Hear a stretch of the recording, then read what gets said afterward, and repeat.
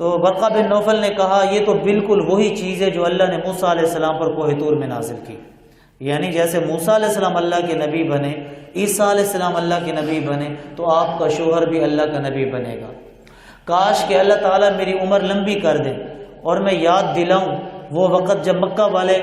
آپ کے شوہر کو نکال دیں گے، اے محبوب آپ کو مکہ والے یہاں مکہ سے نکال دیں گے۔ نبی کریم صلی اللہ علیہ وسلم نے فرمایا بھی مجھے کیوں نکالیں گے، یہ سارے لوگ تو مجھے سچا کہتے ہیں، مجھے امین کہتے ہیں، مجھے شریف کہتے ہیں کہ تجھ جیسا کوئی امانت دار نہیں، تجھ جیسا کوئی سچا نہیں ہے، پھر یہ میرے دشمن کیسے بنیں گے؟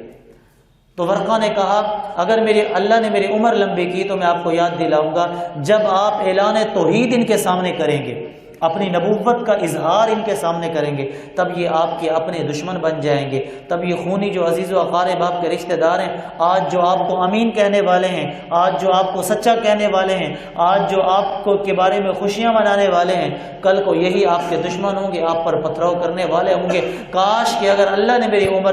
میری عمر رکھی اور میں زندہ رہا تو جب لوگ آپ کے مخالف ہوں گے میں آپ کا ساتھ دوں گا، اگرچہ آپ نے اس وقت اظہار نبوت نہیں کیا، اعلان نبوت نہیں کیا، پر میں گواہی دیتا ہوں کہ آپ اللہ کے آخری نبی ہیں۔ ورقہ بن نوفل نے اس وقت تصدیق کر دی تھی جبکہ نبی کریم صلی اللہ علیہ وسلم نے برملا ابھی اعلان نبوت نہیں کیا تھا، اعلان توحید نہیں کیا تھا۔ اور حضرت خدیجہ الکبریٰ رضی اللہ عنہا بھی یہ پہلی وہ خاتون ہیں جو تمام مردوں سے بھی پہلے، صدیق اکبر رضی اللہ عنہ سے بھی پہلے، تمام عورتوں سے پہلے، تمام بچوں سے پہلے، جنہوں نے نبی کریم صلی اللہ علیہ وسلم کی تصدیق کرتے ہوئے کلمہ پڑھا لا الہ الا اللہ محمد الرسول اللہ۔ نبی کریم صلی اللہ علیہ وسلم نے فرمایا مجھے دو شخصوں کے مال نے اتنا فائدہ پہنچایا اتنا کسی اور نے نہیں پہنچایا، ایک صدیق اکبر کے مال نے مجھے فائدہ پہنچایا، دوسرا خدیجہ الکبریٰ رضی اللہ عنہا کے مال نے مجھے فائدہ پہنچایا۔ یہ وہ وفادار اور غمخوار بیوی تھیں کہ نبی کریم صلی اللہ علیہ وسلم جب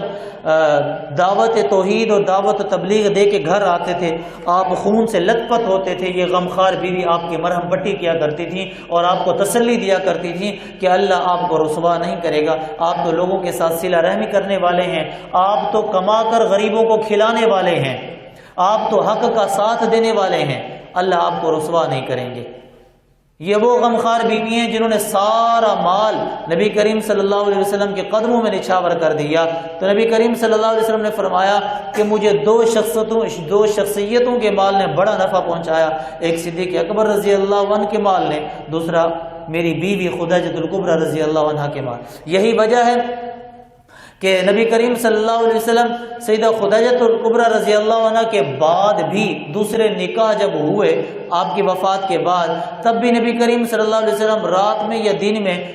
کبھی دن میں کبھی رات میں، کوئی دن اور کوئی رات ایسی نہیں گزرتی تھی جس میں نبی کریم صلی اللہ علیہ وسلم سیدہ خدیجہ کا تذکرہ نہ کرتے ہوں۔ ایک سوکن کے سامنے جب دوسری بیوی کا تذکرہ کیا جاتا ہے تو سوکن کو یہ بات ناگوار گزرتی ہے۔ اما عائشہ رضی اللہ عنہ نے فرمایا کہ ایک دفعہ میرے سامنے خدیجہ الکبریٰ رضی اللہ عنہ کی تعریف کرنا شروع ہو گئے نبی کریم صلی اللہ علیہ وسلم، تو میں نے نبی کریم صلی اللہ علیہ وسلم کو فرمایا اللہ کے رسول آپ کیا ہر وقت اس بڑھیا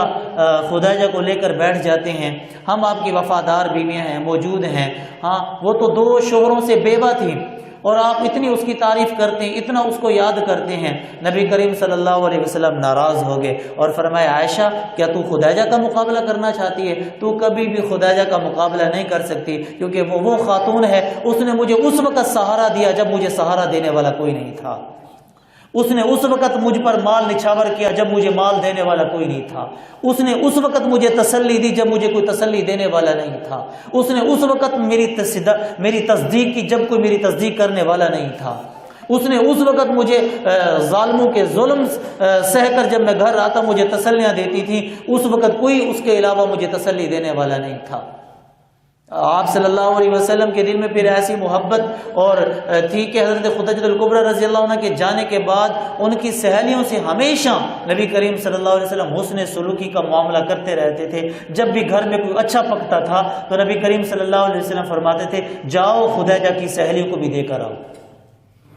آپ آخر تک خدیجہ الکبریٰ رضی اللہ عنہ کے رشتہ دار اور سہیلیوں کو اچھی چیز جو بھی گھر میں بنتی تھی آپ بھجواتے تھے، اور والدین کے حقوق میں سے، اور اسی طرح جو فوت ہو چکے ہوتے ہیں جن سے ہمیں محبت ہوتی ہے ان کے حقوق میں سے ایک حق یہ بھی ہے کہ ان کے جانے کے بعد جن جن کے ساتھ ان کے تعلقات تھے، جن جن کے ساتھ ان کا اٹھنا بیٹھنا لین دین تھا، ہمیں بھی ان کے ساتھ پیار و محبت والا معاملہ کرنا چاہیے۔ نبی کریم صلی اللہ علیہ وسلم نے جب اعلان توحید کیا تو نماز 5 نمازیں جو فرض ہوئیں یہ تو ہوئی معراج کے موقع پر، اور معراج ہوا 50 سال کی عمر میں، نبوت کے 10ویں سال۔ لیکن 5 نمازوں کی فرضیت سے پہلے 2 نمازیں فرض تھیں، صبح و شام کی، یہ 2 نمازیں ہوتی تھیں۔ نبی کریم صلی اللہ علیہ وسلم اس کا اہتمام کرتے تھے۔ وضو کا طریقہ آپ کو پہلی وحی میں ہی بتا دیا گیا، طہارت کا طریقہ پہلے وحی کے اندر بتا دیا گیا، سورۃ فاتحہ مکمل پہلی وحی میں نازل ہو گئی، سورۃ العلق کی ابتدائی 5 آیات بھی نازل ہوگی۔ اس کے بعد کچھ سلسلہ، کچھ وقفہ آ گیا وحی کے نزول میں، نبی کریم صلی اللہ علیہ وسلم پر وحی آنا بند ہو گئی۔ نبی کریم صلی اللہ علیہ وسلم پریشان اور بے چین ہو کر پہاڑ پر جاتے، غار حرا پر، اور کہتے میرا دل کرتا ہے کہ میں یہاں سے خود کو گرا دوں، مجھ پر وحی کیوں نہیں آتی۔ اتنے میں جب آواز آتی جبرائیل امین کے، اے محبوب آپ اللہ کے سچے نبی ہیں، تو جب یہ آواز آتی نبی صلی اللہ علیہ وسلم کو تسلی ملتی، پھر آپ پیچھے ہٹ جاتے۔ بالآخر وحی کا سلسلہ شروع ہو گیا۔ یہ ابتداء اسلام کی بات ہے۔ اس وقت ابھی آپ کے گھر کے علاوہ اسلام ابھی باہر نہیں نکلا تھا، تو پھر یار غار کے سامنے جب اسلام کی حقیقت آئی، آپ نے بغیر گواہ پوچھے، بغیر گواہ کا مطالبہ کیے، بغیر دلیل کا مطالبہ کیے، لا الہ الا اللہ محمد رسول اللہ پڑھا۔ اسی طرح پھر چند جانثار، چند وفاداروں نے کلمہ پڑھا اور وہ دائرہ اسلام کے اندر داخل ہو گئے۔ ابتدا کے اندر 3 سال تک اسلام کی جو دعوت ہے وہ مخفی رہی، ڈھکی چھپی رہی۔ 3 سال کے بعد نبی کریم صلی اللہ علیہ وسلم کی جو چند ایک ساتھی بنے تھے، ان میں حضرت سعد بن وقاص رضی اللہ عنہ تھے، عبد الرحمن ابن عوف، ابو بکر صدیق رضی اللہ عنہ، عثمان غنی، علی المتعزز، یہ چند صحابہ کی جماعت یہ دور صحرا میں جا کر، آبادی سے دور نکل کر یہ اپنی نماز وہاں پہ پڑھا کرتے تھے۔ ایک مرتبہ یہ صحابہ کرام جب ابتدائی اسلام کا زمانہ تھا، نماز میں مشغول تھے کہ کفار کی ایک جماعت کا وہاں سے گزر ہوا، ان کی نظر پڑی ان پر، تو پوچھا یہ کیا کر رہے ہو، تم مسلمان ہو اور یہ طریقہ تمہارا ہمارے طریقے سے مختلف ہے، تو انہوں نے حملہ کیا۔ اس حملے میں ایک صحابی رسول غالباً حضرت سعد بن ابی وقاص ہیں، ان کو ظالموں نے اونٹ کے جبڑے کی ہڈی ماری اور ان کا خون نکلا۔ اسلام کی خاطر سب سے پہلا جو خون زمین پر گرا وہ اس صحابی کا گرا۔ پھر اس کے بعد حضرت حارث کی شہادت ہے رضی اللہ عنہ۔ اس واقعے کے بعد اسلام ان چند ایک محدود طبقے کے صحابہ سے باہر نکل گیا۔ اب ہر کافر کے گھر میں بھی نبی کریم صلی اللہ علیہ وسلم کا تذکرہ ہونے لگا، چیمیں گویاں ہونے لگی، باتیں ہونے لگی، اسلام کے متعلق وہ سازشیں کرنے لگے، منصوبے بنانے لگے، پروپیگنڈے کرنے لگے۔ جہاں کوئی مسلمان مل جاتا تکلیف دیتے، جہاں کوئی مل جاتا پکڑ لیتے، مارتے۔ تو پھر مسلمانوں نے اپنا مرکز بنایا جس مرکز کا نام تھا دار ارقم۔ یہ اسلام کا پہلا مرکز تھا، حضرت ارقم کا گھر صفا پہاڑی کے دامن میں تھا۔ تو یہ وہ گھر تھا جس کے اندر یہ جو صحابہ کرام تھے یہ آپس میں ایک دوسرے کے رابطے میں رہتے، ایک دوسرے کو منظم کرتے، اور کوئی مشورہ ہوتا تو یہاں کرتے، یہاں پہ اپنی عبادت کرتے، یہاں پہ اسلام کی دعوت دی جاتی، اسلام کی تلقین اسلام کے بارے میں، اسلام کی تعلیم سے لوگوں کو آشنا کیا جاتا۔ یہ وہ ابتدائی مرکز تھا اسلام کا، حضرت ارقم رضی اللہ عنہ کا گھر تھا جس کو کہا جاتا ہے دار ارقم۔ اب اسلام کا تعارف کافروں کے پاس بھی ہونے لگا، کافروں کے ظلم و ستم بھی بڑھے۔ ایک دفعہ حضرت حارث رضی اللہ عنہ کو خبر ملی کہ نبی کریم صلی اللہ علیہ وسلم کو کافر مار رہے ہیں۔ آپ دوڑے آئے اور یوں کافروں کے تلواروں کے جھمگٹے میں گھسے تو تلواروں کے ایک ساتھ آپ پر حملہ ہوا، کافروں نے حملہ کیا جس سے حضرت حارث رضی اللہ عنہ کی شہادت ہوئی۔ اسلام کی خاطر مردوں میں سب سے پہلے جو شہادت ہے وہ حضرت حارث رضی اللہ عنہ کی ہے۔ اور پھر اس کے بعد خواتین میں حضرت سمیہ کی ہے، ابو جہل کی ظلم کی داستان کہ جس نے حضرت سمیہ پر ظلم و ستم کے پہاڑ ٹوٹے اور اس کے ظلم و ستم کی تاب نہ لاتے ہوئے آپ کی شہادت ہوئی۔ تو خواتین میں سب سے پہلے جو شہادت ہوئی، زمین پر جو خون گرا، خواتین میں جس کی شہادت ہوئی وہ حضرت سمیہ رضی اللہ عنہا کی۔ اب کافروں کے آمنے سامنے مسلمان ہو گئے، اب اسلام اوپن ہو گیا، لوگوں کے سامنے آ گیا۔ اب جس کو جہاں موقع ملتا تھا، مسلمان چونکہ کم تعداد میں تھے، اب جس کافر کو جہاں کوئی مسلمان نظر آتا وہ وہیں پہ دبوچ لیتا۔ حتیٰ کہ نبی کریم صلی اللہ علیہ وسلم بھی اس ظلم و ستم سے کوئی پیچھے نہیں تھے، بلکہ جو بھی نبی کریم صلی اللہ علیہ وسلم کو کافر دیکھ لیتا تھا وہیں نبی کریم صلی اللہ علیہ وسلم پر جملے کستا اور نبی کریم صلی اللہ علیہ وسلم پر ظلم کرتا۔ حتیٰ کہ نبی کریم صلی اللہ علیہ وسلم نے فرمایا میں دو شریر ہمسایوں کے درمیان میں تھا، میرا حضرت خدیجہ الکبریٰ رضی اللہ عنہ کے مکان میں نبی کریم صلی اللہ علیہ وسلم رہتے تھے، فرمایا میں دو شریر ہمسایوں کے درمیان میں ہوں، میرے اس طرف ابو لہب ہے، اس طرف عقبہ بن ابی معیط تھے، یہ دو وہ شریر اور بدبخت میرے ہمسائے ہیں، میرے گھر کے سامنے نجاست اور گندگی ڈال دیتے ہیں، اور فرماتے ہیں کہ میں روزانہ وہ گندگی اور نجاست جو میرے گھر کے دروازے پر پڑا ہوتا تھا میں ان کو صاف کرتا اور میں کہتا کیا یہ ہمسایوں کا یہ حق ہے جو تم ادا کرتے ہو۔ نبی کریم صلی اللہ علیہ وسلم پر ایک دفعہ حضرت ابوبکر صدیق رضی اللہ عنہ کا گزر ہوا تو نبی کریم صلی اللہ علیہ وسلم کے گردن کے اندر کافروں نے کپڑا دے کر بل دے رہے تھے، الیاذ باللہ گردن مبارک کو دبوچ رہے، تو صدیق اکبر رضی اللہ عنہ نے فرمایا اتقتلون رجلا ان یقول ربی اللہ، کیا تم ایک آدمی کو اس وجہ سے قتل کرتے ہو جو یہ کہتا ہے کہ میرا رب اللہ ہے؟ اس کا جرم صرف اتنا ہے، اس وجہ سے تم مارتے ہو؟ ایک دفعہ ایک صحابی کہتے ہیں میں ابھی مسلمان نہیں ہوا تھا، اسلام کا تعارف نہیں ہوا تھا، میں مکہ کے اندر سودا خریدنے کے لیے دیہات سے آیا تھا، میں نے دیکھا کہ ایک علاقہ میدان ہے، کھلا میدان، لوگوں کے پاس کسی کے پاس لاٹھی ہے، کسی کے پاس روڑا ہے، کسی کے پاس پتھر ہے، سارے لوگ مار رہے ہیں اور ایک آدمی ہے جو مار کھا رہا ہے۔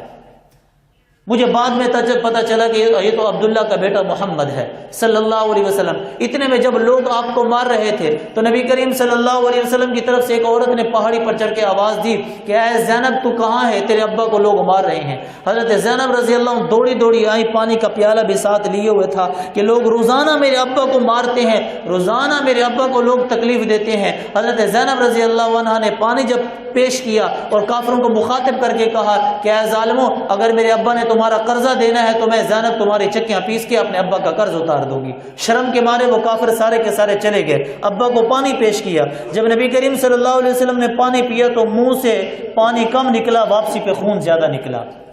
اس قدر مارا گیا۔ 3 سال تک تو اسلام کی مخفی دعوت تھی، اس کے بعد اوپن ہوئی تو یہ حال ہوا۔ صحابہ کرام کی مختلف کاروائیاں ہیں، مختلف صحابہ کرام پر ظلم و ستم کی داستانیں ہیں جو مکہ والوں نے ڈھائیں۔ 5واں سال تھا نبوت کا، 5واں سال تھا کہ اللہ کی طرف سے ہجرت کا حکم ملا۔ نبی کریم صلی اللہ علیہ وسلم نے حبشہ کی طرف ہجرت کے لیے صحابہ کو روانہ کیا، جس میں 11 مرد اور 4 عورتیں تھیں۔ یہ اسلام کی پہلی ہجرت تھی جن کو مختصر سا قافلہ تھا، 11 مرد اور 4 عورتوں پر مشتمل تھا، جس میں عثمان غنی رضی اللہ اور ان کی اہلیہ حضرت رقیہ رضی اللہ عنہا بھی تھی۔ تو یہ اس کا ہجرت کے جب کہ حبشہ پہنچ گئے، پیچھے سے ظالموں نے افواہ اڑائی، کہا کہ بھی اب جو ہے نا مسلمانوں کے حالات ٹھیک ہو گئے ہیں، تو انہوں نے سوچا کہ اب مسلمانوں کے حالات ٹھیک ہو گئے، ہمیں واپس جانا چاہیے مکہ میں۔ یہ سن کر یہ واپس آئے، وہ تو پہلے سے زیادہ ظلم و ستم کی داستانیں تھیں۔ اب دوسری دفعہ دوبارہ حبشہ کی طرف ہجرت ہوئی، اس میں تقریباً 83-84 مرد اور چند خواتین تھیں، وہ دوبارہ پھر ہجرت ہوئی۔ اب بھی کافروں سے رہا نہ گیا، یہ لوگ بھی حبشہ پہنچ گئے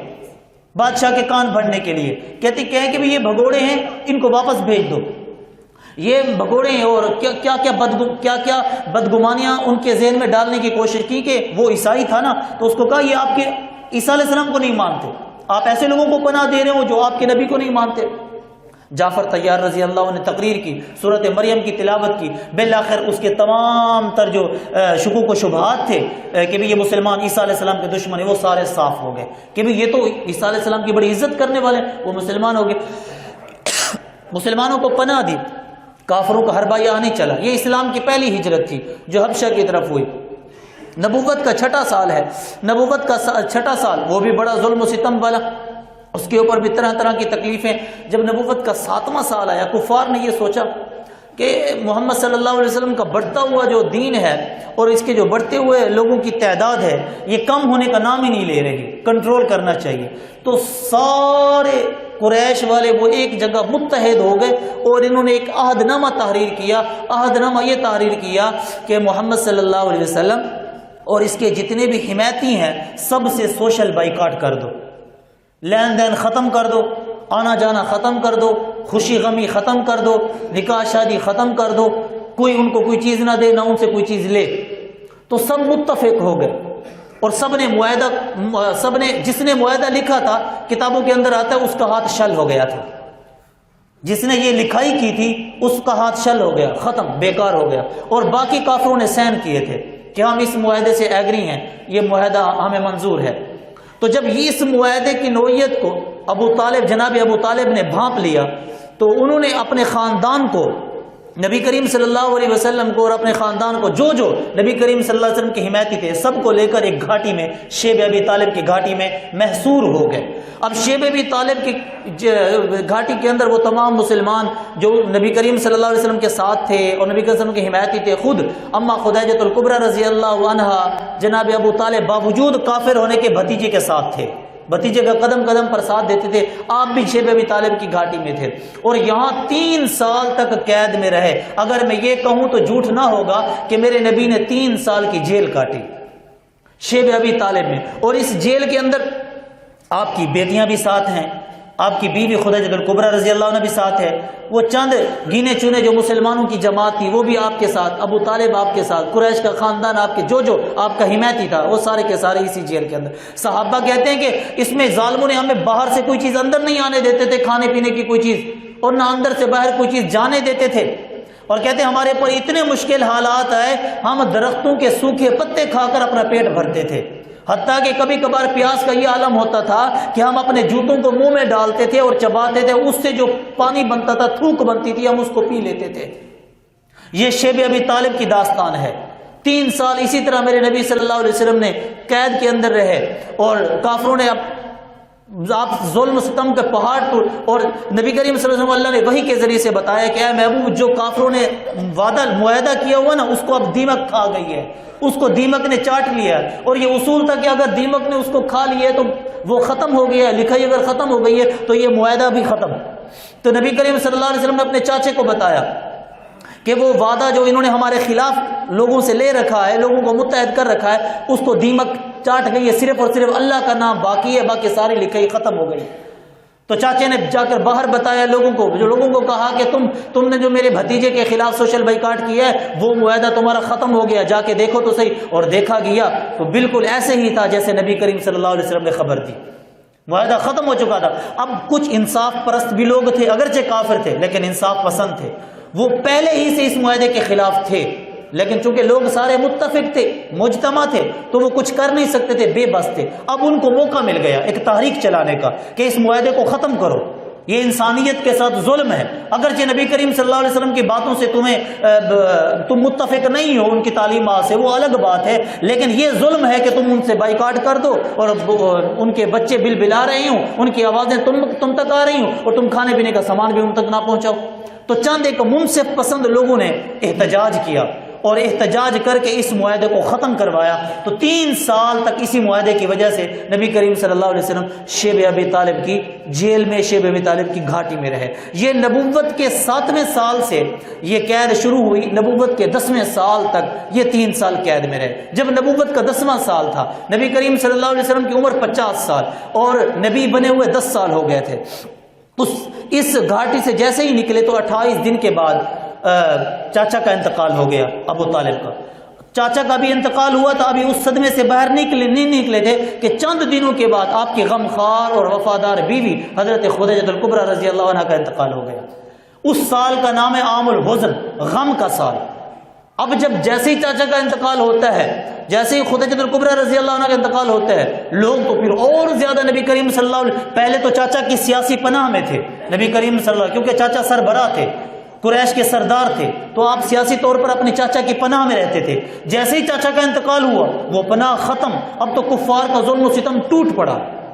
نبی کریم صلی اللہ علیہ وسلم پر حملے، نبی کریم صلی اللہ علیہ وسلم کے خلاف باتیں، نبی کریم صلی اللہ علیہ وسلم پر جا بجا ظلم کرنا۔ نبی کریم صلی اللہ علیہ وسلم مکہ والوں سے تنگ آ کر طائف کی طرف گئے، شاید کہ طائف والے میری بات تو سن لیں، لیکن طائف کے پاس جیسے ہی نبی کریم صلی اللہ علیہ وسلم گئے، جو امید لے کر گئے اس کے خلاف ہوا کہ وہاں کے شریر لوگوں نے آپ کے پیچھے بچے لگا دیے، پتھر مارے، بے ہوش ہوئے، لہو لہان ہوئے۔ اس کا زید بن حارثہ آپ کے ساتھ تھے، وہ آپ کو پتھروں سے بچانے کے لیے کبھی اپنی پیٹھ کر دیتے تھے، کبھی اپنا سینہ کر لیتے تھے، کبھی ہاتھوں سے نبی کریم صلی اللہ علیہ وسلم پر آنے والے پتھروں کو روکتے تھے۔ یہ زید بن حارثہ طائف کے سفر میں نبی کریم صلی اللہ علیہ وسلم کے ساتھ تھے، لہو لہان ہوئے، لیکن بد دعا نہیں دی۔ فرشتے بھی آئے، کہا اے آقا بتا دیں، ہمیں حکم دے دیں، ہم دو پہاڑوں کو ملا کر، ملک الجبال آیا، اجازت لی، کہا کہ ہمیں بتائیں یہ دو پہاڑ ہیں نا، ان کو ہم آپس کے اندر ملائیں گے اور قوم کو ریزہ ریزہ کر دیں گے، چکنا چور کر دیں گے۔ نبی کریم صلی اللہ علیہ وسلم نے فرمایا نہیں، یہ اگر ایمان نہیں لاتے شاید کہ ان کی نسلیں ایمان لے آئیں۔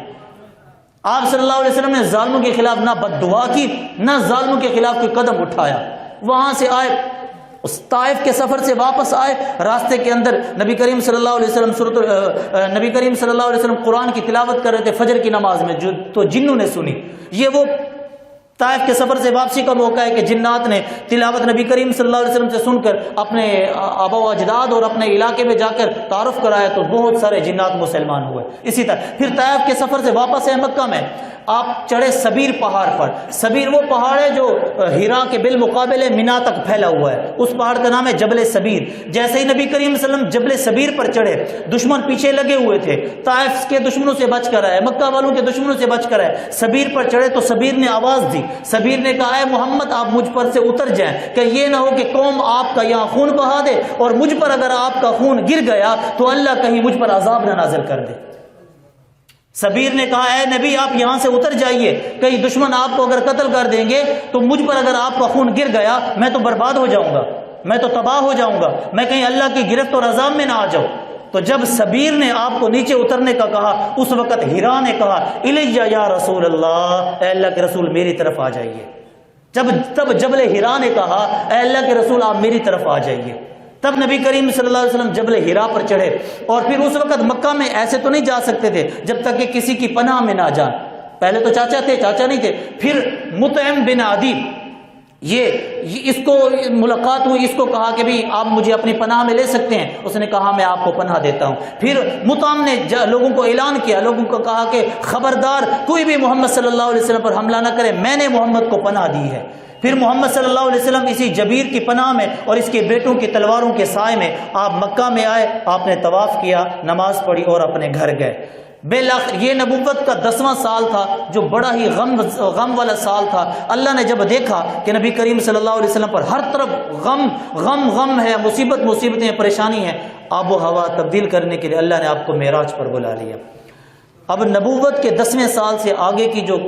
بات ہے، آگے کی جو سیرت کا حصہ ہے، وہ انشاءاللہ اگلے جمعے میں بات ہوگی۔ اللہ تعالی عمل کی توفیق نصیب فرمائے۔